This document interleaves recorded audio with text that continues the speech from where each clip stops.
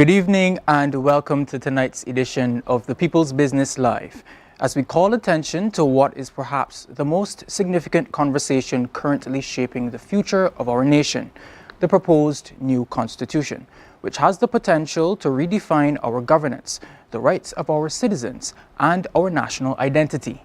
I'm your host, Rasheed Best. Thanks for joining us this evening.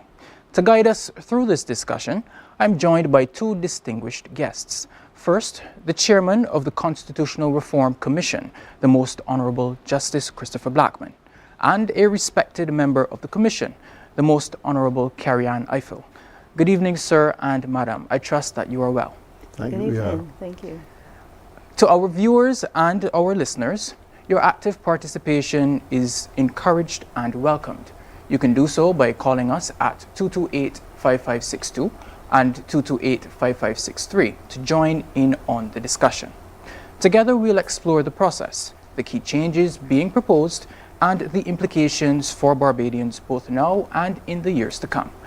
It's the People's Business Live. The program returns in just a moment.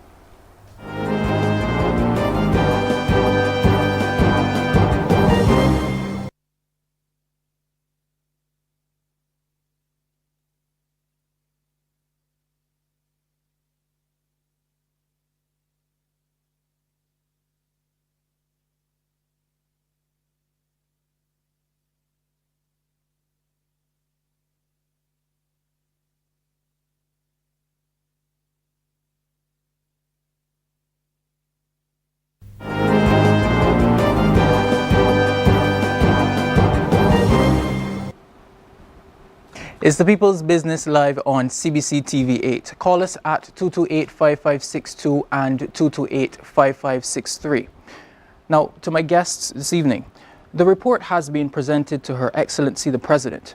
Before we discuss the findings and the recommendations, Justice Blackman, could you tell us where the members of the public can access this report? Yes, thank you. The report will be at beds in British on Swan Street as of tomorrow. It was there yesterday. It would be at Popular Supermarket in Kendall Hill from tomorrow. And as copies become available, it will be placed in several government locations, post offices, offices of BRA and the licensing authority, and part of it will be rolled out as copies are printed. As you will note, it's a fairly voluminous document, just over 300 pages, and binding it by the printery has been a bit of a challenge in getting a number of copies as we expect out. I have written to a couple supermarket chains and asked them for permission to have a space in their locations, and I'm awaiting a response from them as to where it could be. Additionally, the report is available online on the Commission's website and the Barbados Government Information website, which is gisbarbados.gov.bb, and also the Commission's website, crcbarbados.com. So electronically it's been there, and some people have taken advantage of that and accessed it already. Okay, that's good. And of course, we encourage our audience to pay close attention to the current affairs of Barbados. Justice Blackman, let us get into the discussion now on the findings and recommendations of this report. Tell us about the issue of citizenship. Well, we've expanded the rights of citizenship to essentially take it down to grandchildren, which was not previously something that happened. And this was something that was asked for very much when we went to visit the diaspora, both in the United Kingdom and in North America. There may be a debate whether it should go beyond one generation. That certainly is an extension from where it was before. And what about the local population, when they came out to the town hall meetings, how did they respond to the proposal to expand citizenship? They weren't too concerned about that at all. They had other concerns. The citizenship issue was essentially a diaspora concern. The diaspora also had a concern about the right to vote in local elections. We have not made a recommendation in that respect. And indeed, when we met the diaspora, there's a generational divide as to where that right to vote should be. The older ones who went away in the 50s and 60s felt they should have that right, notwithstanding the constituency which they were in when they left has now disappeared. Whereas the more recent migrants have a view that it should be a more limited right and it should have some sort of obligations. For example, people were aghast at the notion that you have to pay taxes. The reality, though, Mr. Best, is that the Electoral and Boundaries Commission isn't active policing the voters list. So in fact, Barbadians overseas do come home and vote. I know of someone in Canada boasted he never missed an election. I know a clergyman in Brooklyn who's never missed an election because they've kept their connection. If the EBC probably policed the list assiduously, then that loophole might be there, but that's it at the moment. I saw during your town hall meetings abroad, the split was generational, and the concern was that although they live abroad, they still send remittances, so they should have a say in the governance of the country. They send the remittances to their families. And we're sending remittances to the family, in my book, is not a remittance to the government. So I don't see why they should piggyback supporting their family with an obligation for the state to give them a right to vote. Because they cannot deal with the consequences of an election. When you consider that several election outcomes have been determined by very small margins, why should someone living in Birmingham impact the electoral representative and they don't have to live with the consequence of that person being elected? Okay, Justice Blackman. Commissioner Ifill, tell us about the expansion of the rights and freedoms that is being proposed in this new constitution. Well, this was one of the areas that we paid special attention to. We expanded the rights. We recognized, if you pay attention to the pocket guide, we speak extensively to the fact that, you know, we have a lot of areas where people have been ignored, or at least feel as they've been ignored for a long time. And therefore we have expanded the rights.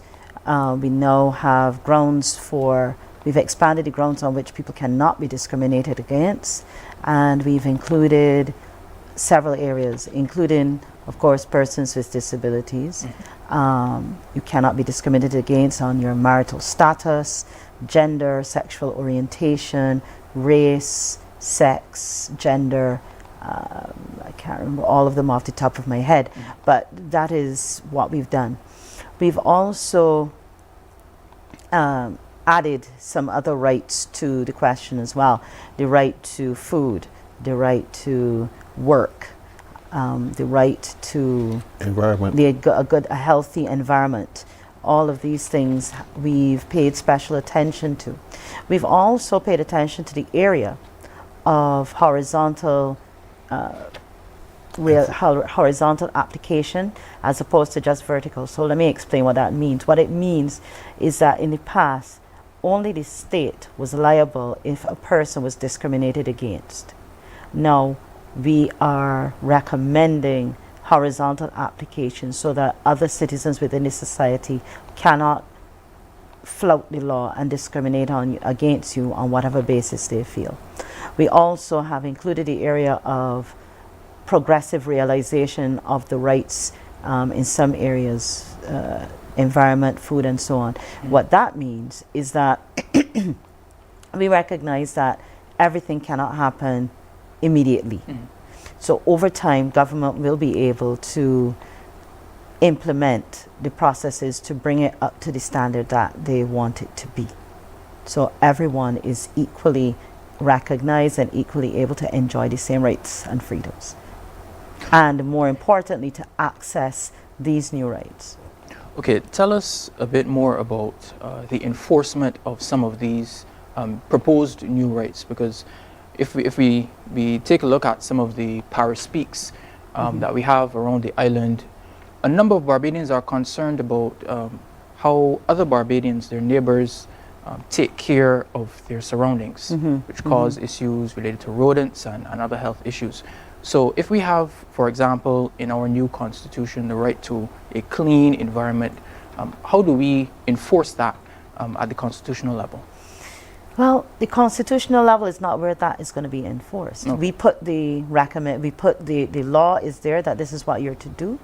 The government then will expand where necessary the various pieces of legislation, the fines, the restrictions, all of those other things, so that these things can be enforced. The Constitution is not the place to put.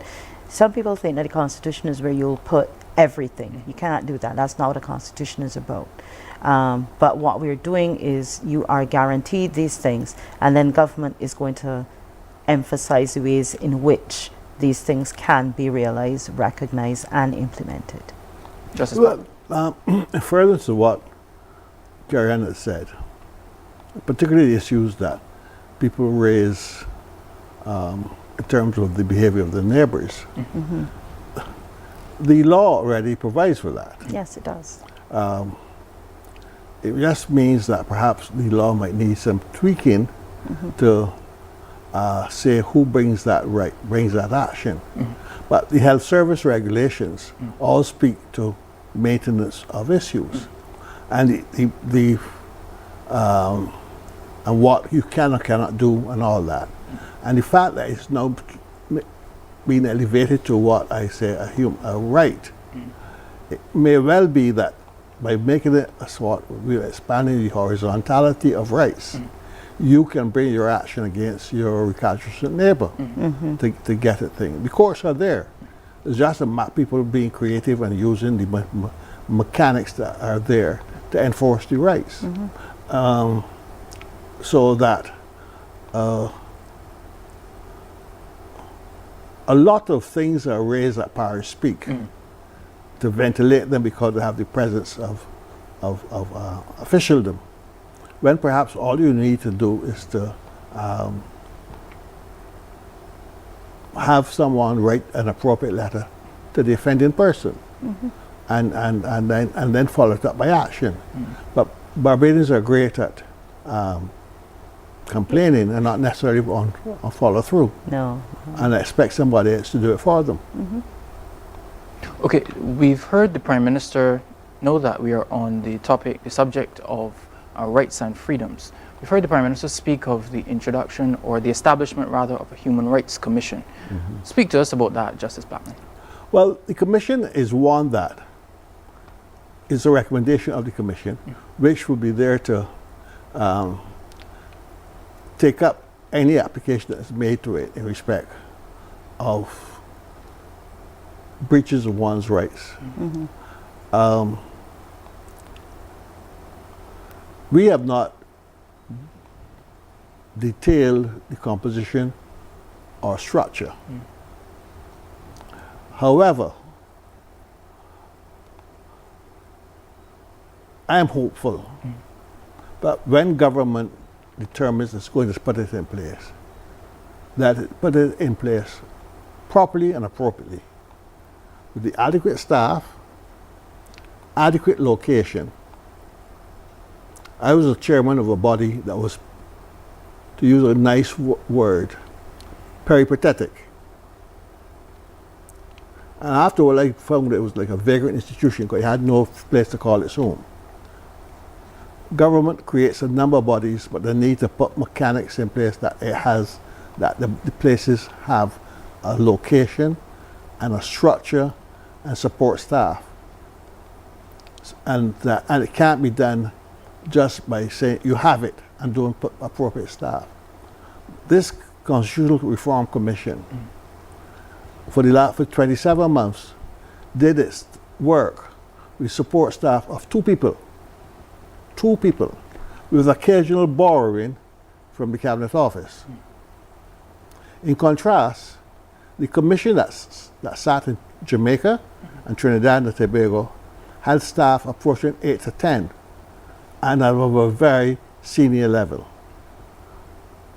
So we need to put things in place when we create these bodies. We've created an integrity commission. It hasn't yet started, but they have to identify appropriate staffing and location for it to happen. It's not sufficient to create these bodies and say you've ticked the box, you have them, but don't give it the mechanics of making them effective.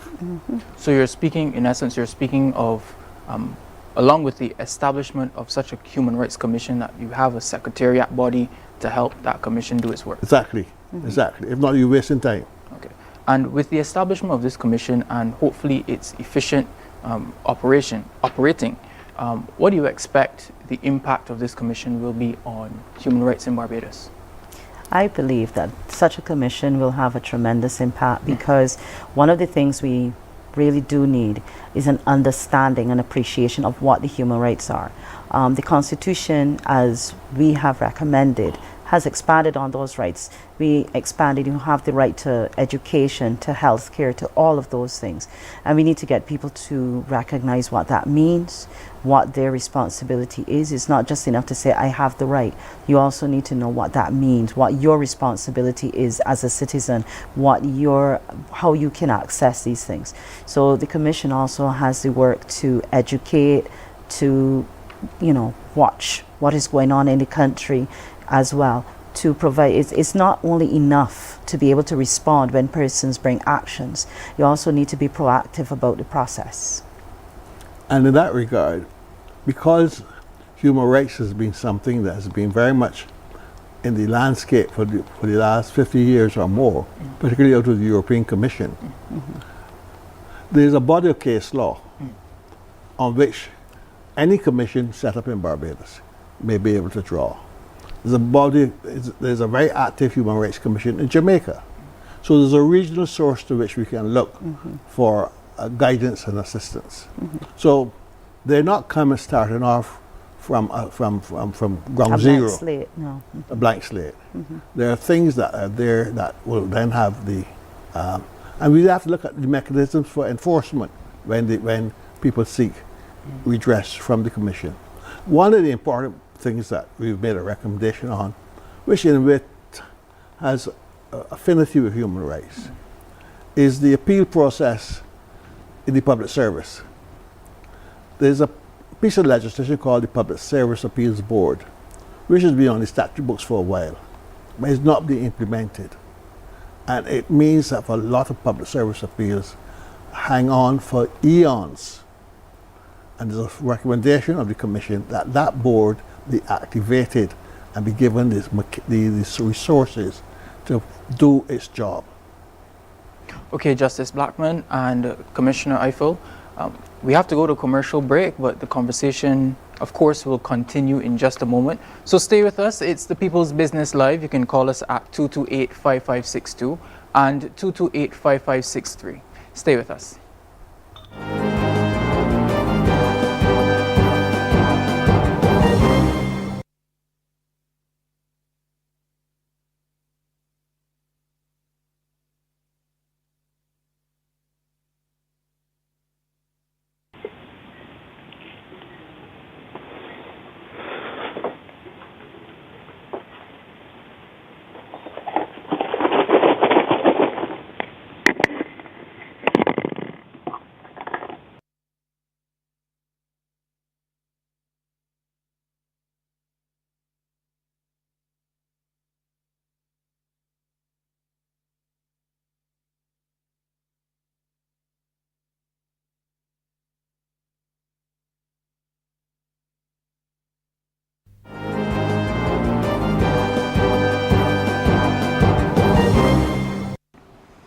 Thanks for staying with us. It's the People's Business Live on CBC TV 8. Tonight's discussion is on the proposed new constitution. We have our first caller on the line. Good evening. It's the People's Business. Yes, hi, great evening. How are you doing? Good evening. I'm well. How are you? Oh, God, fantastic. Well, I'm blessed, thanks. And we thank the production team for taking my call. Well, I have a couple of questions for the panel. Let me thank the panel for their yeoman service to this wonderful constitutional reform. And may they continue to be blessed by the recommendations that they've put to the constitution of this country so that we can all have a more complete society based on the aspect of moving to a republic and what we're doing now in terms of our progressive development. Yes, sir. And that is where my first question leads. Yes, we share yours. Yes. Go ahead. Yeah, thank you. I should ask, whether is the state, based on the special things that might happen, based on what we're doing currently, because of the past, you will note that the old constitution is now retired or retiring, and the new constitution is coming into play to revitalize the place. Now, in terms of the special input and aspect of going to martial law online, going to martial law on the internet where you have an embassy that is digital and you want to safely, as you're digitized, you want to create martial law for the people of this country. What has been done for that?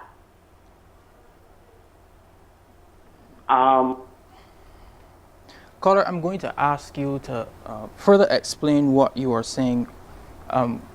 We've lost the caller, unfortunately. 228-5562 and 228-5563. Before we return to the discussion about the body of the report, tell us about the process going forward. The report has been laid before the President and will be discussed by Cabinet, but the Prime Minister also mentioned that there will be further public consultation. Tell us about that, Justice. Following presentation to Her Excellency the President on the 30th of September, the Cabinet determined that I shall convene a meeting and present the report to the public of Barbados. Pursuant to that directive, I took a view that the report should be in people's hands for them to consider and have to make contributions and consider what the recommendations are. And I've arranged to have a public meeting on the 5th of January, Sunday the 5th of January, 2025, at 5 p.m.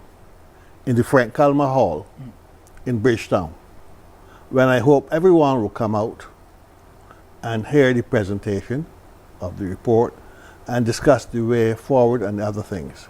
In the meantime, there's other commissioners are having public outlooks programs. Today, there was a program on brass tacks, and during the next 10 days, I think another fora will be utilized to discuss the issue. After the meeting in January, I envisage that what will happen is that we will send a correspondence back to the Cabinet, collating the views that were expressed to us.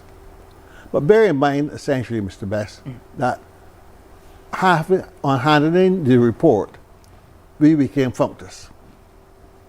And therefore, we have no further, except as asked to do specific tasks. It will be for the Cabinet to determine which of the recommendations they accept. There are dissenting views within the report. So the government has to decide which of the recommendations that they have before them, the majority or the minority reports that they will wish to accept. Bear in mind that the commission was an advisory commission. So it's only advisory to the government, and the government may choose not to accept any of that advice. So I would expect that within the first half of 2025, the bill a bill as directed by the cabinet as opposed to the draft constitution bill. I don't know if it's being seen well, but the constitution bill, which was prepared as a companion to the report, will be looked through, amended by the cabinet as they wish to have it, and then parliamentary debate starts, and then the matter will go through both houses. 2/3 majority is required, which means 20 out of the House and 14 out of the Senate. Yeah. And remind our audience where they can access the proposed changes. The bill and constitution are available currently at Beds And the pocket. and guide. Popular Supermarket in Kendall Hill. And we're looking to place it in public offices, like the public libraries, Post office. post office, BRA. and licensing authority. And hopefully other supermarkets will come on board and allow us the facilities of having an outlet for them to be collected. And let's not forget that it's available electronically on the CRC's website, crcbarbados.com, and on the Government Information Service, gisbarbados.gov.bb. Okay, thank you for that information. Now, the political pundits, they're the ones who we hear most from on the issue of constitutional reform. And they're often most interested in the reformation of the political system and the institutions such as the Office of the President, the Office of the Prime Minister, the ministers, the House of Assembly and the Senate and the like. So let's discuss some of the findings relating to these institutions. Justice Blackman, tell us about the presidency and the recommendations made to keep that office as it is now. There's not a lot of change being recommended in respect of that office. In fact, there's the one material change that has been made in the respect of that office is that the president will no longer be required to assent to legislation. And the thinking of that is that whereas previously when the Governor General assented to legislation, it was part of a trinity of Her Majesty, the Senate, and the House. The President is not, as presently constituted, an elected body. And therefore the President is not representative of anybody.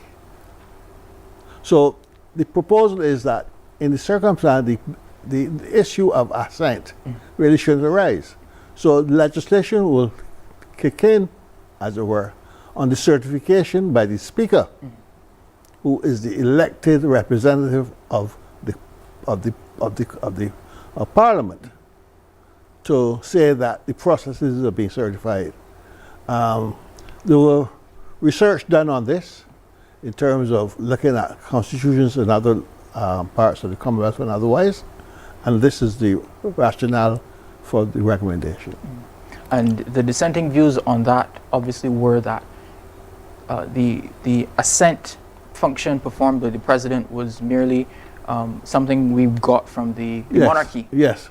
And they had the ability to stop law from being enacted. And that was more a technicality than a reality. Okay. Because in real terms, from the time we had ministerial government back in 1954, the governor had no real clout. When we up to a point, when we were a colony, the governor, as still happens there in Bermuda, could reserve assent until he got clearance from the Secretary of State for the colonies. But that long went out of Barbados. So this is really more or less bringing things in line to the actuality. Okay. Tell us about the Office of the Prime Minister and some of the changes discussed.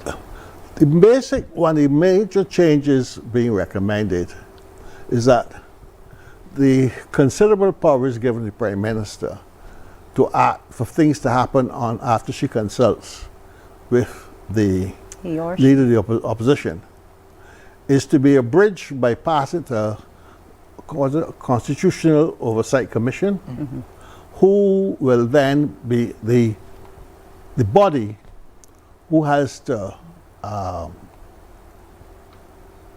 give that concurrence, and not just the Prime Minister And the leader. and the Leader of the Opposition.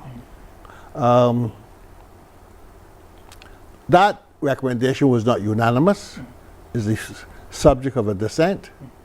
And so it's a matter for the state, the cabinet, to determine whether they wish to keep the powers of the Prime Minister as they are, or go with the recommendation. The Constitution has maintained, the recommendation of the Commission maintains elections may be called at will, not a fixed term. First past the post. There was a notion advanced about national MPs, but it was not, in the Commission's view, fleshed out with sufficient detail that we felt comfortable recommending it. And because nobody could come up with a paper that satisfied us where that person stood in the grand scheme of things. Okay, and of course, the Oversight Commission, if the Cabinet agrees and it is passed by the Parliament, the Oversight Commission would be following, the establishment of this commission would be following the trend which has been a kind of decentralization of the powers of the Prime Minister. Now we have the Judicial and Legal Services Commission taking on a greater role in the appointment of judges. So it seems as though, although the Constitution, the new Constitution has not been ratified as yet, we've seen the similar changes being made since our move to a republic. Well, I'm not sure that is true. I think essentially not much had changed. What happened in relation to the judiciary? The Prime Minister was given the authority in 1974 with the first constitutional amendment to appoint the judiciary, recommend the appointment of judiciary of judges after consultation with the opposition. And explain for our audience consultation, because it may seem more than what it actually is. Explain what consultation means in constitutional terms.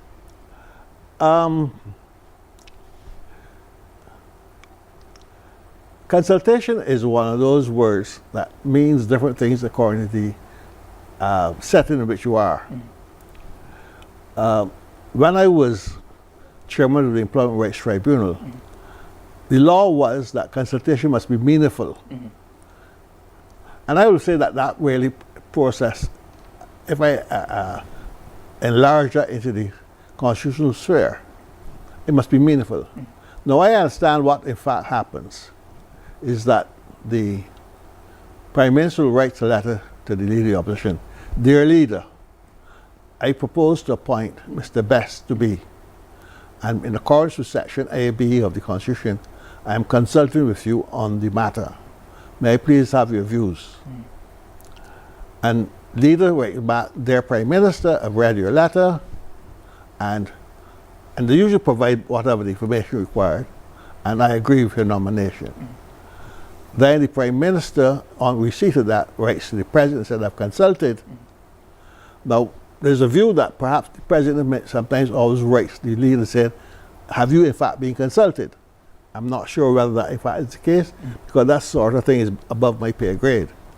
However, having there been an exchange, a result emerges, and somebody's got a letter saying that they've been appointed.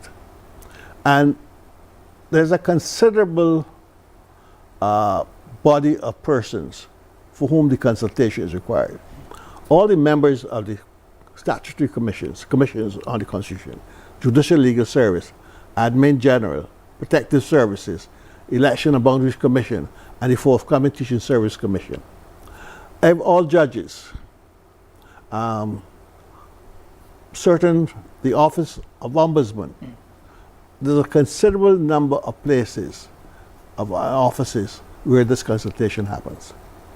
But I want to say that, whereas in 1974, Constitution was changed to give the Prime Minister the right to select judges after consultation with leader of the opposition. And then it just happened.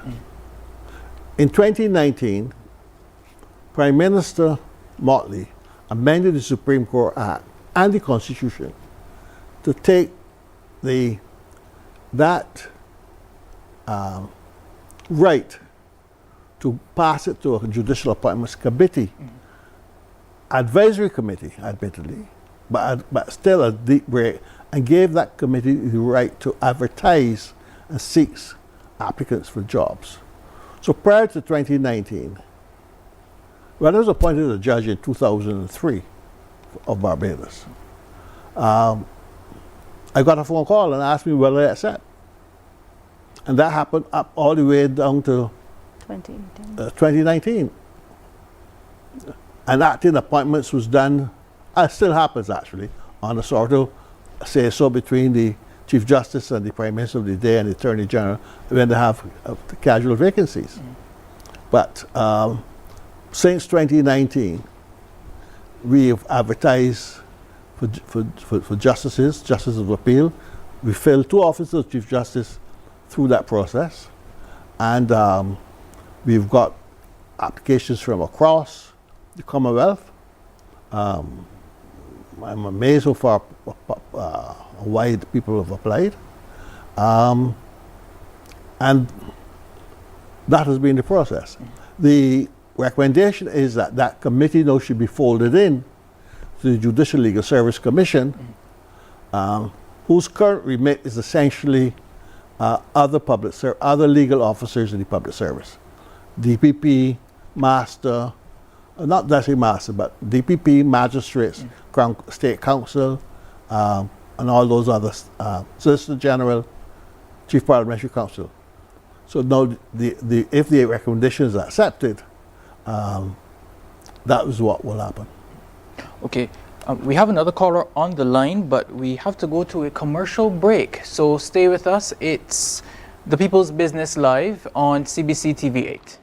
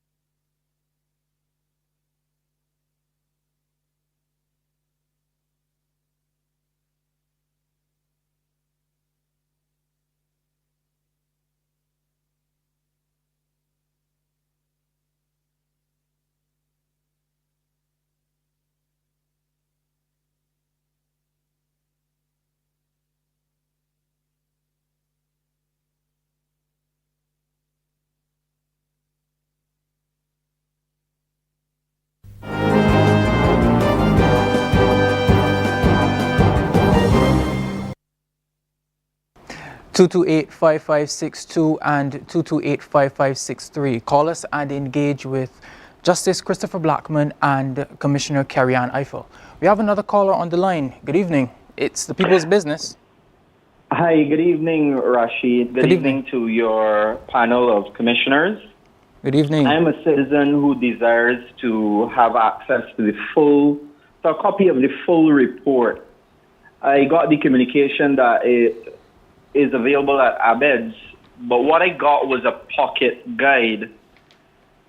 The chairman did indicate that it is a large document. Is it that it is the pocket guide that's being delivered to ABEDS and the other satellite locations, or can members of the public expect to collect a full report of the Commission's recommendation? Please clarify that for me. Commissioner Balbolia reported that people were given what they asked for, but the large copy is available at ABEDS. And, it certainly will be at Populars in Kendall Hill tomorrow, because I'm going to be there. But we will have both, and people ask for what they want.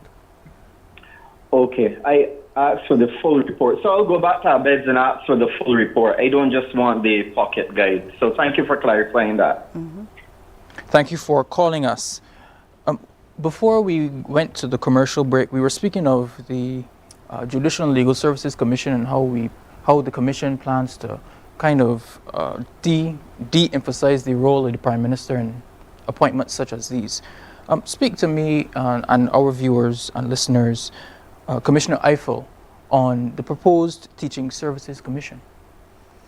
The Teaching Services Commission is another one of these entities that we feel needed to be implemented, where teachers, the appointments process and the that general part of the thing is taken under one area, as opposed to the current system where people are left in limbo for a long time, I would say.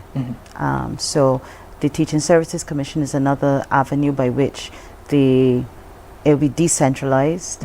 I don't know if this de-emphasizes the term, more decentralized and put into the hands of people who deal with this on a regular basis.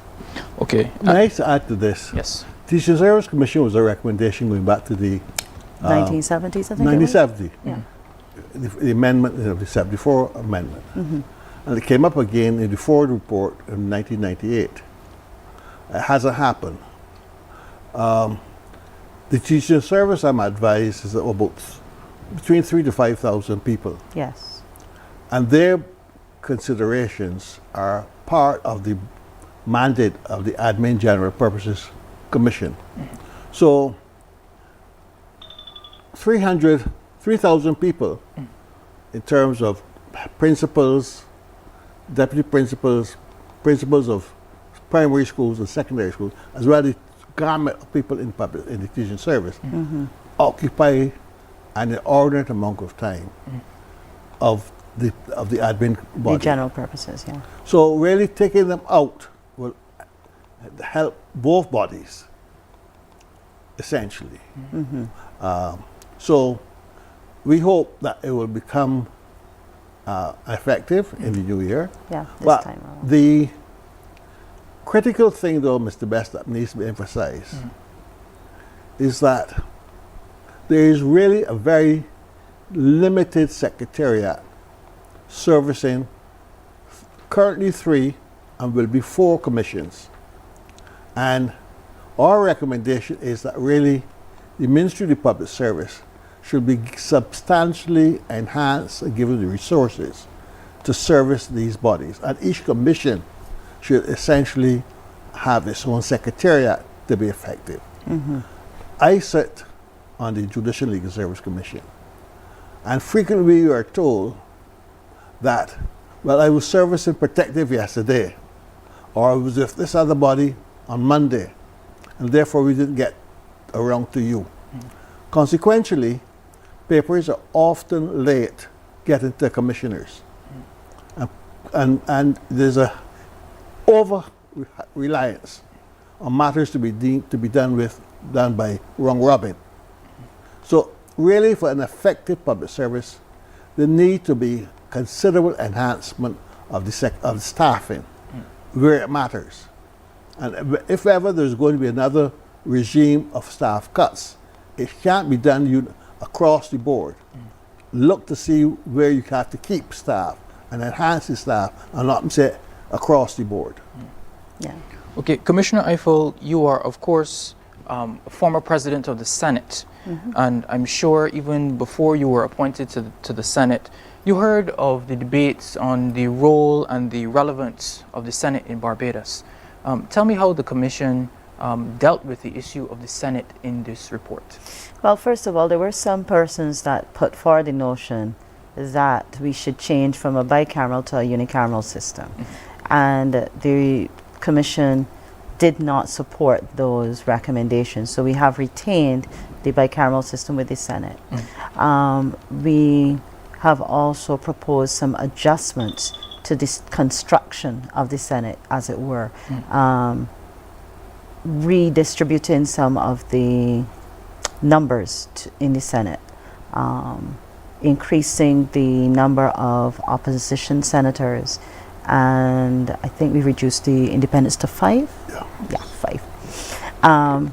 We also looked at the question of a gender quota in the Senate as well, because as you would recognize, we still have a high emphasis on the patriarchal society, and we still have a lot of males. So we're trying to bring some balance into the system, and therefore recommended the quotas, the gender quota.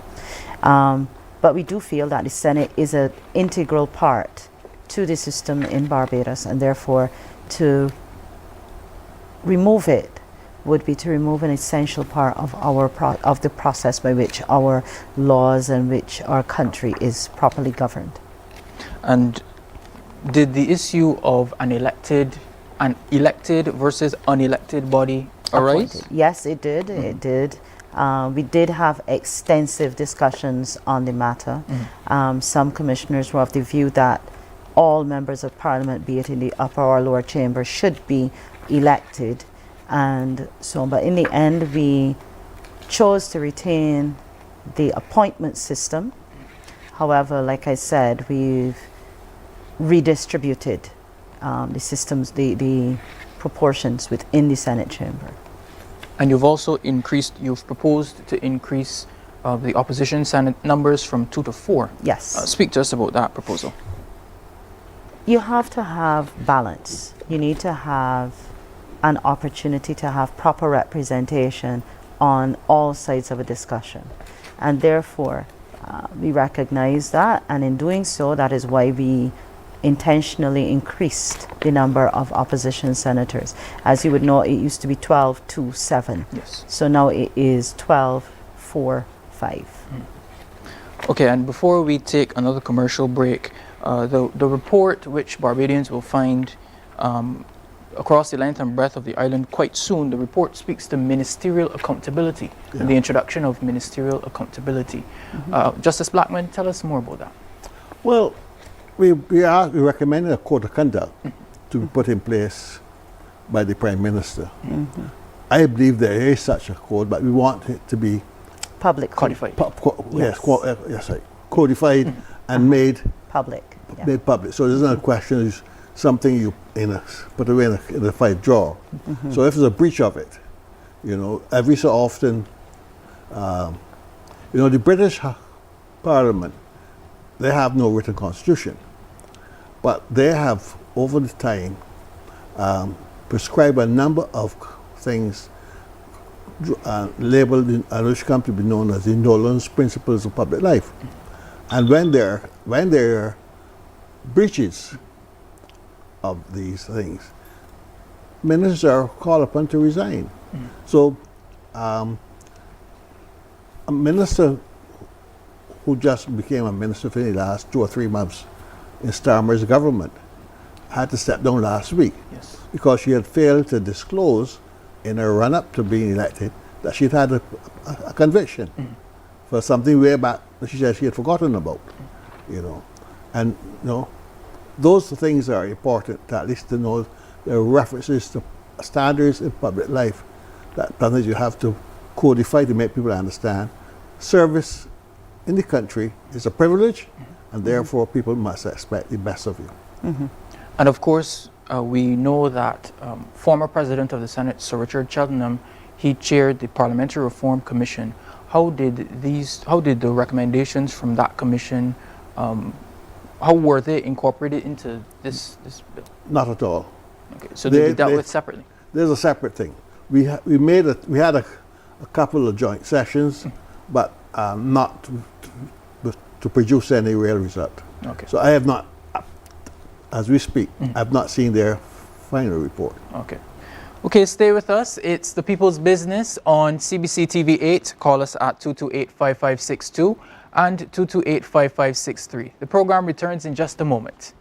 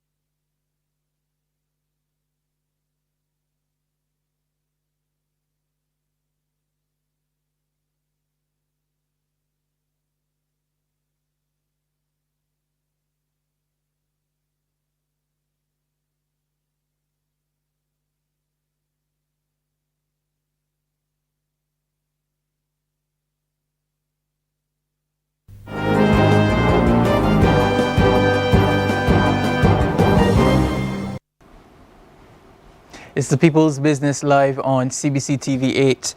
In our final 10 minutes of the program this evening, I will invite Justice Christopher Blackman to give us some more insight into the commission and its composition, its mandate, and what happens next. Well, thank you for that. As you know, there were 10 of us. My deputy chairman was elected at the first meeting of the commission proper at the launch on the 24th of June 2022. And Commissioner Ifill, of course, Commissioner Balbulia, Commissioner Kathy Walder, Marianne Redmond, Christopher de Kerrys, Adriel Brathwaite, Reverend Rogers, Father John Rogers, Shade Jimmet. I got everybody. I think so. And the secretary was Professor Cynthia Barbados. Yes.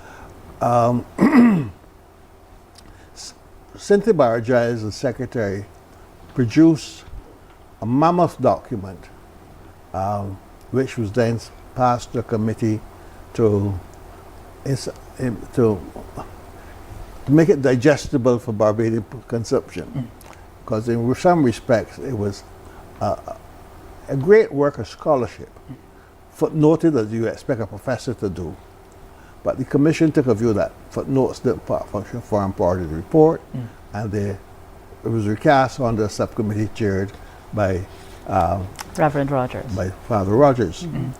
The committee also had the assistance throughout its life of a drafting team headed by former Chief Parliamentary Counsel and retired Justice of Appeal, the Honourable Sherman Moore, who worked with Miss Gabrielle Whitehall in producing this draft bill, and who were really very assiduous in responding to the drafting instructions we sent back from time to time to produce the document.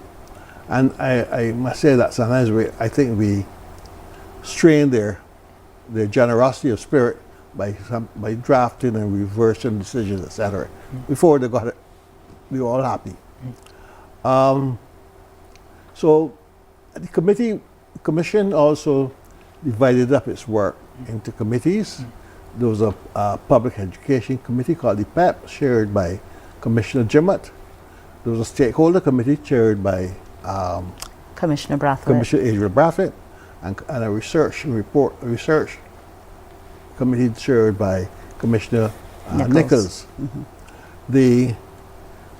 When the team went to the diaspora in England, due to a mishap I had, it was led by Commissioner Brathwaite, who was accompanied by Commissioner Marianne Redmond and Commissioner Balbulia, supported by the Director General, Gail Atkins.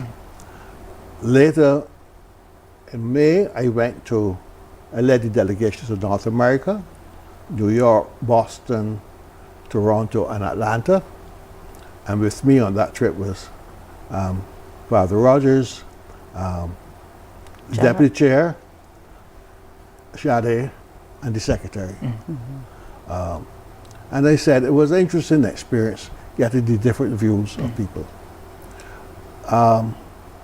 Now that the process is finished, I am going to really encourage Barbadians to get the report, read it thoroughly, discuss it with their friends and family, and and consider really what they want to keep, what they want to change, and then go to their MPs and use them as the agencies to put their views forward. So when they go to Parliament, as their representative, they can argue their case.